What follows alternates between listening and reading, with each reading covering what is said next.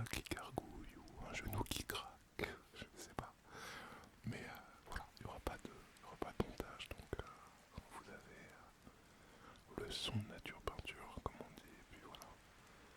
J'espère que mon corps va bien se tenir et que je vais pas faire de bruit trop bizarre. Bref, tout ça pour dire que nous reprenons là où nous en étions arrêtés la dernière fois, avec Sylvain. Ce que je veux célébrer, c'est l'esprit d'évasion qui consiste à cotiser toutes ses forces, ses espoirs et ses compétences, à tout mettre en œuvre sans jamais laisser le découragement s'immiscer, pour regagner la liberté perdue. S'évader, c'est passer d'un état de sous-vie, la détention, à un état de survie, la cavale, par amour de la vie. Et moi, couché aujourd'hui sur une couverture de la compagnie des chemins de fer russes, je veux mesurer pas à pas, en lenteur et en solitude, ce qu'il en coûtait aux naufragés du siècle rouge, aux bannis des années d'acier, aux prisonniers du goulag, de naviguer sur les grandes terres centra-asiatiques pour gagner les côtes de la liberté. Je n'utiliserai pour progresser aucun moyen mécanique, non pour le plaisir de ne devoir les kilomètres qu'à ma propre énergie, mais parce qu'avancer lentement, à pied ou à cheval, est une bonne façon de saisir l'état d'esprit d'un évadé qui se tient seul, démuni de tout, armé de ses seuls muscles, à l'orée de 6000 kilomètres d'immensité. En outre, peiner sur une piste est une manière de rendre hommage à ceux qui y ont souffert avant moi. Les Anglais ont une belle formule pour parler de l'alpinisme. Ils disent que grimper sur une muraille sans utiliser ni piton ni corde, c'est pratiquer l'escalade, by fair means. Or, j'ai toujours voulu voyager comme grimpent les Anglais, avec de justes moyens. Ce qui revient à dire, honnêtement,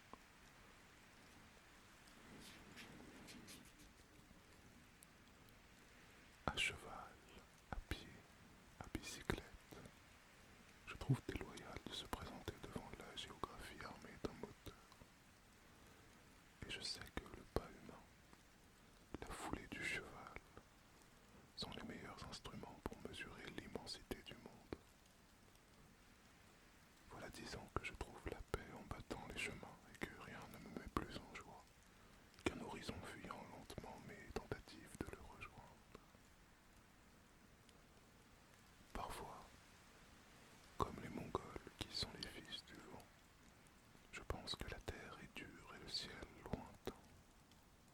Mais j'apprécie tellement que celle-là me serve de paillasse et celui-ci d'auvent, que je suis prêt à leur sacrifier les misérables plaintes de mes articulations.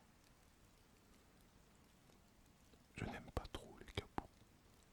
Je trouve que Mourmansk et Oulan-Oudé offrent de meilleurs délices. Je n'aime pas non plus les routes trop bien tracées. Si j'en vois une sabrer une steppe, j'ai envie de prêter main forte à la steppe. La seule chose que je puisse offrir au paysage, c'est mon temps. Et j'aime donc à donner des jours entiers à la pente des glaciers, des semaines à des déserts venteux, et de longs mois à la piste. Mon plan en ce mois de mai, en Russie, il faut avoir un plan, est aussi simple qu'était pure l'ambition des fugitifs. Gagner la ville de Yakoutsk, trouver la ruine d'un goulag dans la région que décrit Ravitch, et de là, avancer par la nature, en maintenant le cap au sud, sans repos, jusqu'à ce qu'après 6 mois ou un an, les jungles du Bengale m'annoncent enfin la fin de l'équipée comme elles sonnaient pour les Zecs, début d'une nouvelle. Pardon, je me suis complètement perdu, on va la refaire.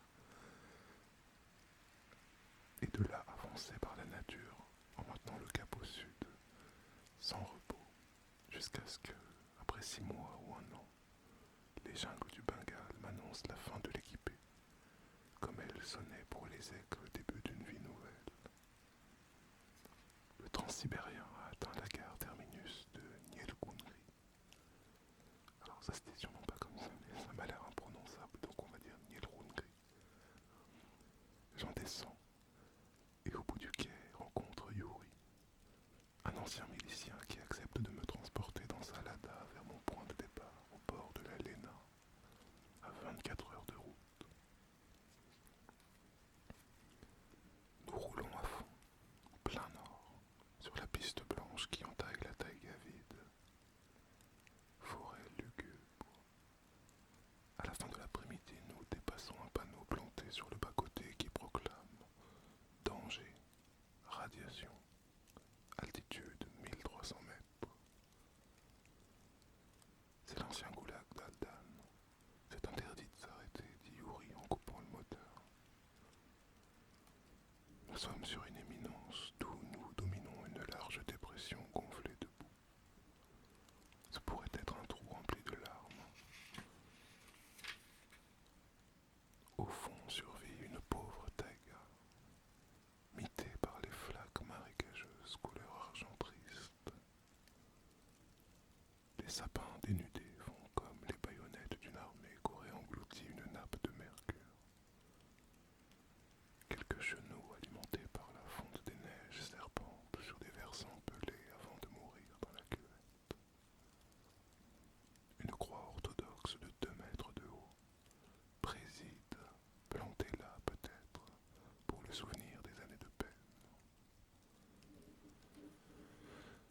Si ce paysage contenait une gorge, elle serait serrée. Je gagne le bas du talus qui borde la route et m'approche des ruines des bâtiments pénitentiaires.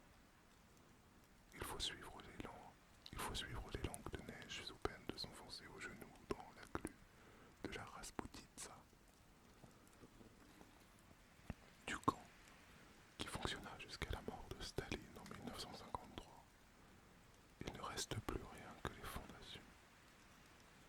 Les murs, quelques montants de fenêtres scellés. Il rôde un sanglot par-delà l'horizon.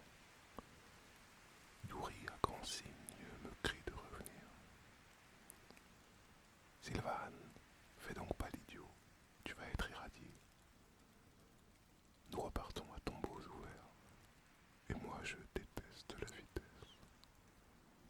Yuri, c'est dangereux d'aller si vite, dis-je, alors qu'il vient de redresser la voiture après un dérapage sur toute la largeur de la piste. T'inquiète pas, répond-il, je suis un ancien flic. J'observe la nuit venir, ce qui signifie en séparage Péri-Bordeaux. Pardon.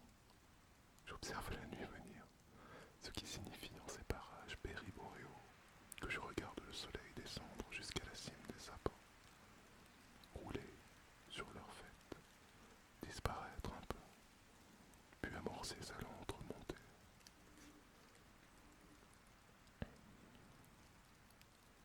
Je fixe l'étrange clarté en songeant au peuple de la lumière nordique, dont le soleil renaissant avant chaque été aimantait les yeux délavés couleur de la glace morte.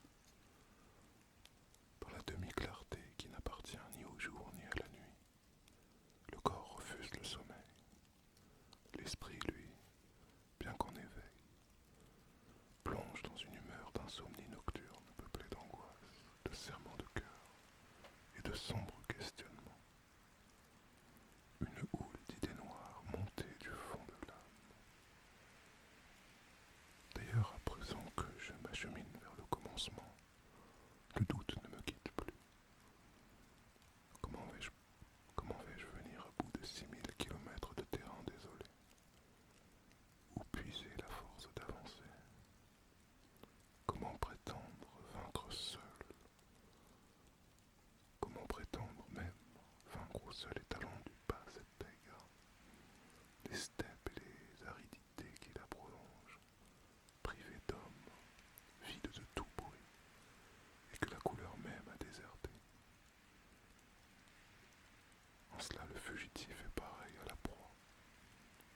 pourchassé par les sicaires de l'autorité à laquelle il tente de se soustraire.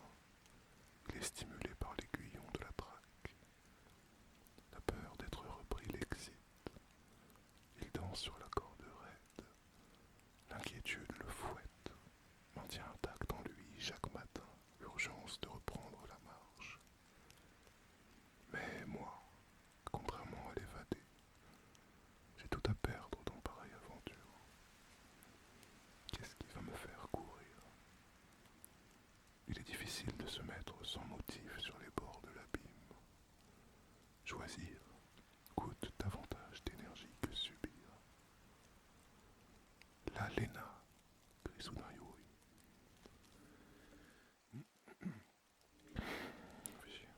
Désolé si ce bruit a été un peu violent. Là pour le coup il y aura peut-être un petit montage. Il descend sur la berge et range la voiture le long de la rive gelée. On attend le bac. Le fleuve charrie des blocs de glace qui passent en froufroutant comme des meringues. Le printemps est tardif.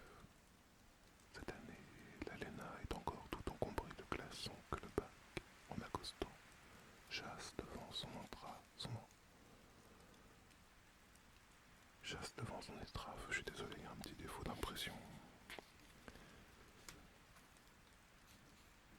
À Yakoutsk se dressent quelques cheminées, des grues articulées du port et une statue de Lénine.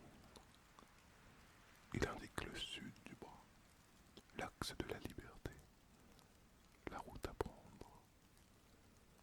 Ici, on est à 500 km du cercle polaire, mais comme c'est l'été, les filles, pressées de profiter des 2 mois de tiédeur, ont troqué sans transition les manteaux de fourrure contre les mini-jupes.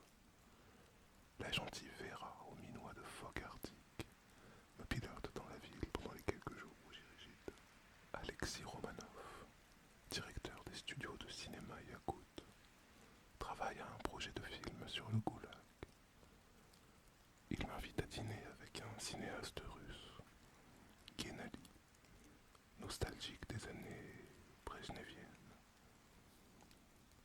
Romanov a des yeux tristes, à force sans doute de les garder tournés vers l'ancien temps.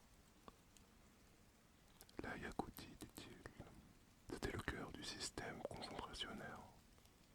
Une prison sans barreaux, le gel, le froid, les marais des montagnes. Ça vous garde mieux un sec que n'importe quel réseau de barbelés. Il y a 200 ans, les tsars ont commencé à envoyer ici des déportés. Dans l'esprit de nos chefs, cette terre était destinée à être la poubelle humaine de l'Empire. Un dépotoir de renégats.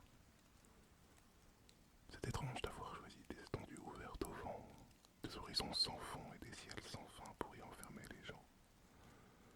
Y avait-il beaucoup d'évasions?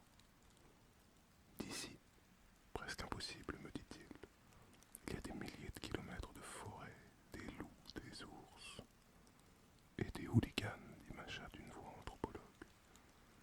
Pardon, et des hooligans, dit Macha, une anthropologue de l'université qui nous a rejoints. Les 2 vieillards que je rencontre le lendemain dans le bureau des archives du NKVD ont grande allure. Chevelure blanche, veston soviétique à médaille, et surtout cette manière de se tenir droit. Ils tentent de surnager dans l'océan de documents et de papiers qui les a submergés à la chute de l'Union soviétique, lorsque toutes les institutions ont levé le secret d'État et ouvert la bombe de leurs archives. Les 2 vieux monsieur accomplissent patiemment depuis 91 le recensement des déportés et des réhabilités de Yakoutie, fouillant sans répit dans les caisses de fiches estampillées secrets. En outre, ils publient chaque année une sorte d'annuaire raisonné du Goulag. On y lit le nom des condamnés politiques dont on a retrouvé trace, avec pour chaque zec la date de sa naissance, la date de son arrestation, la durée de sa peine et la date de sa réhabilitation. Les photos publiées montrent des visages sombres. Gueules cassées de taulards demi-fous au regard perdu, reflet des âmes mortes gogoliennes. Je cherche le nom de Rawicz. Je trouve un Polonais à la lettre R, Stefan Rafalski, et rien d'autre. Les archivistes n'ont jamais entendu parler d'une évasion jusqu'en Inde. Vous devriez rencontrer Inina, une lettonne déportée qui habite le centre de Yakoutsk. C'est une vieille femme et elle a bonne mémoire. Elle a tiré 20 ans. Elle connaît un évadé. Une maison de planches, 3 étages avec des paliers sombres qui donnent sur des appartements individuels. Le rêve soviétique.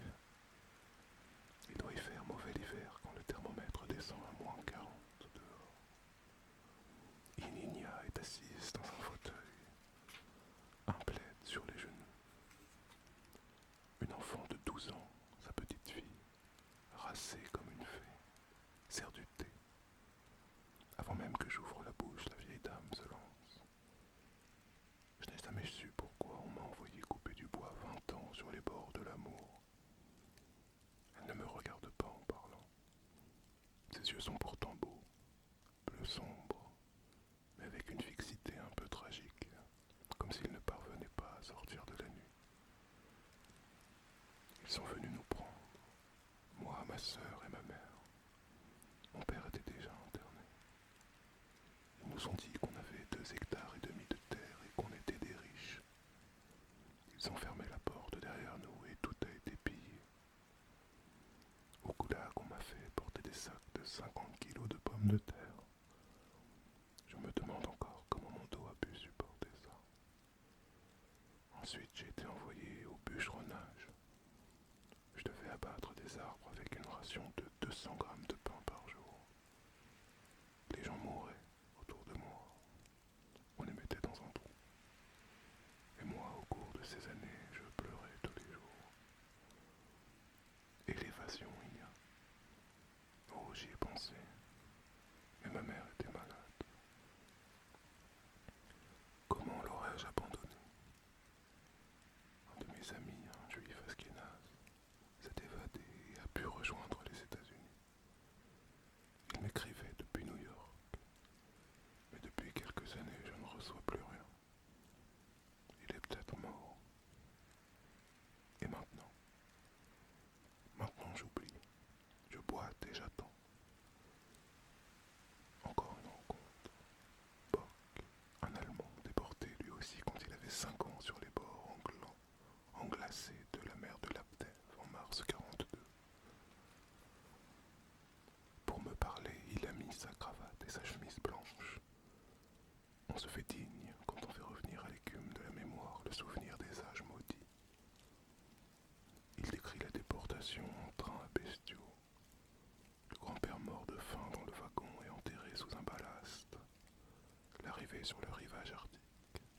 La cahute de bois flottée et de tourbes gelées construite avec l'aide des tchoutchks et dans laquelle il passera 12 hivers. Les blocs de glace découpés à la scie en guise de fenêtre. Un jour, les déportés organisèrent une fête, car certains d'entre eux avaient sauvé leurs instruments de musique. C'était l'hiver, c'était petit. Dehors, -50 avec un vent furieux. Dedans, les hommes jouaient du violon, de l'accordéon. Les femmes dansaient. Quelqu'un est sorti pour pisser dans la tempête. Il n'est jamais rentré. Il a dû se perdre malgré les cordes tendues entre les abris. Les musiciens ont joué fort et pour longtemps, pour le guider dans la nuit. Le NKVD ne l'a même pas fait rechercher. Et on l'a trouvé au printemps sous la glace, à 30 mètres de chez nous. On l'a appelé le mort de la fête. Le lendemain, je visite les ruines d'un goulag de bûcherons en pleine taïga, à 100 km à l'ouest de Yakoutsk. Ce sont les archivistes du bureau des réhabilitations qui m'y emmènent.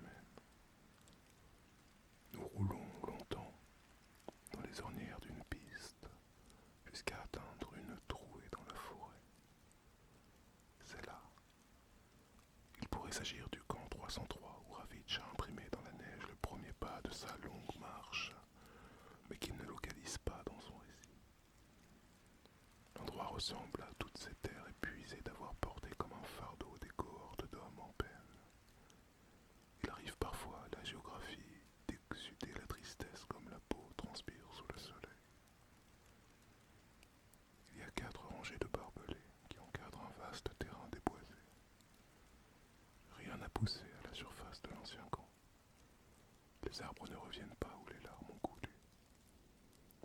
On voit encore le guide-fil de métal auquel étaient accrochés des chiens policiers dont même leur maître ne pouvait s'approcher.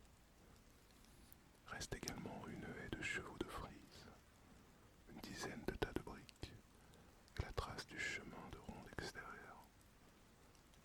On aperçoit ici et là un lit de camp rouillé, une gamelle, un morceau de scie, le grillage d'une fenêtre arrachée de son montant. Souvenir de la maison des morts, le reste a brûlé. La veille de mon départ, Vera m'accompagne à l'hôpital pour me faire vacciner contre l'encéphalie tique, la maladie de la tègue. La bête vous mord, l'infection vous gagne. Le mal monte à la tête et c'est la mort. Une doctoresse de Krasnoïarsk qui sent le caoutchouc neuf me fait une piqûre dans le dos. Elle m'annonce ensuite que c'est un vaccin nouveau qu'elle n'a jamais encore administré et dont elle ne connaît pas les contre-indications. Et dont elle n'est même pas certaine qu'il soit compatible avec les injections que j'ai déjà reçues à Paris. Mais elle téléphone le soir chez Vera. Délicate prévenance des médecins russes qui ne sont pas trop sûrs de ce qu'ils vous prescrivent, mais prennent la peine de s'inquiéter de l'évolution du traitement après coup. À l'aube, j'embrasse Vera. Nous sommes au début du mois de juin, et il est temps que je parte. Au moment des adieux, Galina, une amie de Vera, m'offre une clochette.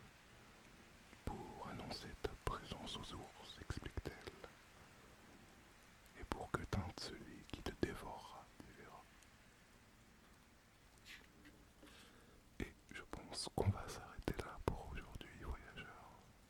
J'espère que cette nouvelle petite lecture va te plaire. Et je crois qu'on arrive au moment où, d'ici le prochain épisode, le prochain chapitre, notre ami Sylvain Tesson va probablement se lancer pour de bon dans la nature sauvage. Puisqu'aujourd'hui, voilà, il est arrivé, comme tu l'auras compris, au cœur de son point de départ. Et ça sent bon l'aventure pour les prochaines fois. Mais on est déjà pas loin des 23 minutes. Et il se fait tard. Alors je pense que je vais faire comme toi et probablement aller me coucher et profiter des images de Sylvain Tesson pour m'endormir rapidement. Merci d'avoir été avec moi. Je pense que cette vidéo va arriver aujourd'hui mercredi. J'espère